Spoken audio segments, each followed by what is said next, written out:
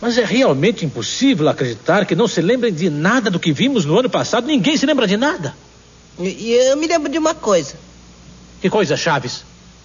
Era uma coisa que eu não sei o que é, que se media com as patas e transformava em polegares.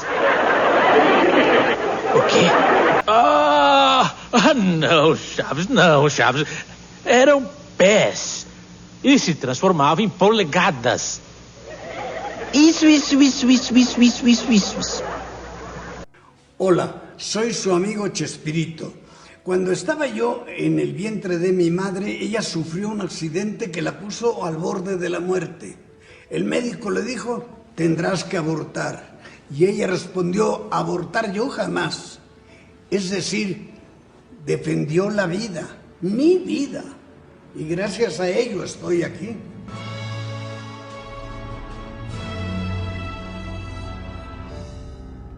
Na lição deste trimestre, estaremos estudando sobre a linguagem bíblica para os dias atuais de combate às narrativas e patrulhamento ideológico. E eis que em seu ventre conceberás e dará à luz um filho, e polhais o nome de Jesus. Lucas, capítulo 1, versículo 31. A concepção divina de Jesus Cristo sacraliza a vida no ventre materno e se opõe à cultura da morte infantil e intrauterina no presente século. Esta lição discute como a filosofia pós-modernista tem influenciado a sociedade brasileira, levando a um crescente apoio à legalização do aborto e outras práticas contrárias aos princípios cristãos, mesmo em um país em que a grande maioria da população se identifica como cristã. O autor ressalta a contradição entre essa postura e os princípios éticos do cristianismo, que valoriza a sacralização da vida desde a concepção à morte natural. A lição também destaca que a cultura da morte está se tornando cada vez mais aceita e disseminada nas esferas intelectuais e políticas, o que entra em conflito com os valores cristãos que defendem a vida em todas as suas fases. O autor enfatiza a importância de se posicionar sabiamente como cristãos em meio a essa cultura e de buscar alcançar aqueles que estão caminhando para a morte, de acordo com Provérbios 24:11. A perspectiva cristã apresentada no texto afirma que Deus é o autor supremo da vida, valorizando a vida desde a concepção no ventre materno. Qualquer ideologia que busca alterar esse conceito é vista como uma afronta à soberania divina e uma apologia à cultura da morte. O texto também menciona a concepção sobrenatural de Jesus Cristo como parte do debate sobre a sacralidade da vida no útero materno. A lição ainda aborda como a filosofia pós-modernista tem influenciado a defesa da legalização do aborto. Número 1. A concepção de Cristo. O texto apresenta o anúncio e a miraculosa concepção de Jesus, destacando a importância da virgindade de Maria e intervenção divina por meio do Espírito Santo. O anjo Gabriel revela a Maria que ela dará à luz um filho chamado Jesus, mesmo sendo virgem. A narrativa enfatiza que o nascimento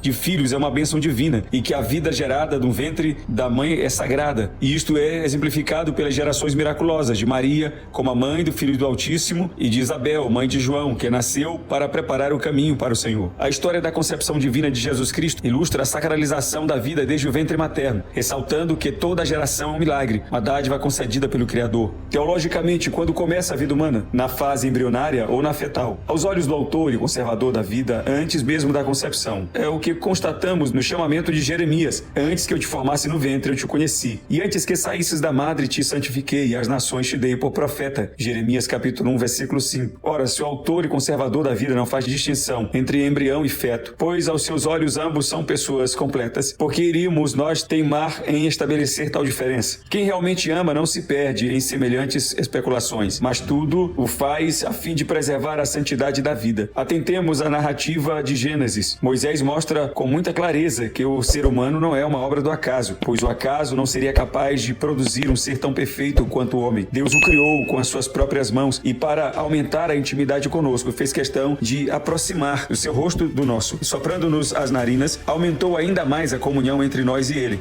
Portanto, não nos arvorem como deuses e senhores da vida, determinando quem deve viver e quem tem de morrer. Esse direito só cabe a Deus, pois a pessoa humana tem início nele e para ele terá de retornar. Eclesiastes capítulo 12, versículo 7. Número 2, a cultura da morte. A cultura da morte, um projeto ideológico que busca modificar o conceito bíblico da vida. Essa cultura engloba diversas pautas, incluindo a legalização do aborto e controle da natalidade. Através de estratégias culturais, intelectuais e políticas, é promovida uma agenda agenda de desconstituir a sacralidade da vida, contrariando os valores da cultura cristã. A cultura pós-moderna enfatiza o direito do indivíduo sobre o próprio corpo, defendendo a liberdade total para exercer controle sobre a constituição física e o comportamento humano. Esse pensamento é utilizado para justificar práticas como a prostituição, o aborto, considerando qualquer objeção como uma violação da liberdade individual. As Escrituras, por outro lado, ensinam que o corpo deve ser nutrido e respeitado, não sendo permitido profaná-lo, e que a vida só encontra sentido quando está sob o domínio de Cristo. A lição também discute a prática do aborto, definindo-o como uma interrupção do nascimento por meio da morte do embrião ou feto. O aborto é visto como um ato criminoso na lei mosaica, que proíbe o homicídio, considera a vida no ventre materno como sagrada. Dessa forma, quem realiza um aborto vai contra a dignidade humana e a sacralidade da vida. Sob o protesto da autonomia e deturpação do livre-arbítrio, a cultura de morte se alastra e naturaliza práticas abomináveis à palavra de Deus. Há quem defenda a eutanásia ativa sob o argumento de que não se deve manter artificialmente a vida subhumana ou pós-humana vegetativa e que se deve evitar o sofrimento dos pacientes desenganados, com moléstias prolongadas, câncer, AIDS, etc. Somos de parecer que o cristão não deve apoiar essa prática, pois consiste em uma ação deliberada e consciente. A Bíblia diz, não matarás, Êxodo capítulo 20, versículo 13. O verbo matar aí é hassab, que tem o sentido de assassinar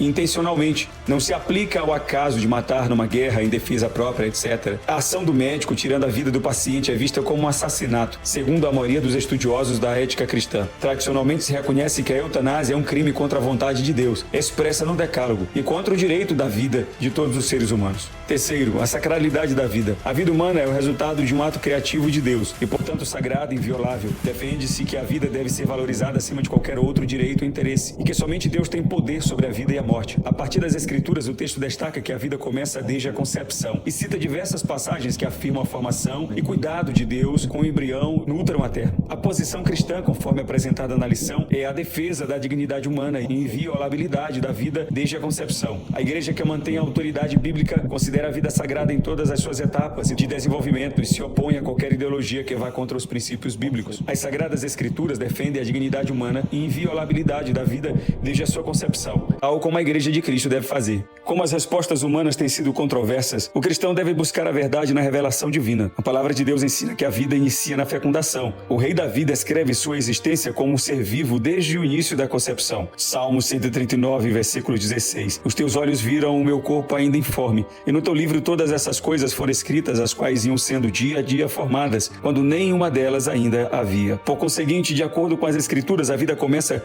quando ocorre a união do gameta masculino ao feminino. Esta nova célula é um ser humano e possui identidade própria. Apoiada nas Escrituras, a Igreja de Cristo defende a dignidade humana desde a concepção. Ensina que a vida humana é sagrada e não pode ser violada pelo homem, que toda ideologia que se seculariza os princípios bíblicos deve ser combatida, segundo Timóteo capítulo 3, versículo 8. A valorização da dignidade humana, o direito à vida e o cuidado à pessoa vulnerável são princípios e doutrinas imutáveis do cristianismo. Em uma sociedade secularizada, o cristão precisa tomar cuidado com o relativismo e estar alerta quanto às ações de manipulação de sua consciência e o desrespeito à vida humana. 1 Timóteo capítulo 4, versículo 1 e 2. A gestação e a procriação são bênçãos divinas, certificadas pela concepção de Cristo no ventre de uma virgem. Qualquer interrupção da vida durante a gravidez é considerada uma agressão ao direito inviolável de nascer, indo contra os princípios imutáveis do cristianismo bíblico que valorizam a dignidade humana e o direito à vida. A Bíblia assegura que Deus é o autor e detentor da vida humana. A lição pratica a promoção da cultura que valoriza a vida desde a concepção até o nascimento. Como cristãos, é fundamental defender a sacralidade da vida intrauterina e se opor a qualquer forma de agressão ao direito de nascer. E isso inclui a defesa do direito à vida em todas as etapas do desenvolvimento humano, especialmente em questões relacionadas ao aborto. Essa postura requer o cuidado e o apoio às pessoas vulneráveis, incluindo as gestantes em situações difíceis e as famílias que enfrentam desafios durante a gravidez. Além disso, é importante se envolver em ações, iniciativas que promovam a valorização da dignidade humana, seja em âmbito individual ou através do engajamento em questões políticas e sociais que defendam a vida e a projeção dos direitos humanos. Ao agir em consonância com os princípios cristãos bíblicos, os fiéis reafirmam a importância da vida como uma dádiva divina, contribuindo para a construção de uma sociedade mais respeitosa, compassiva e comprometida com a preservação da vida humana em todas as suas formas. Tenha uma boa aula e Deus o abençoe.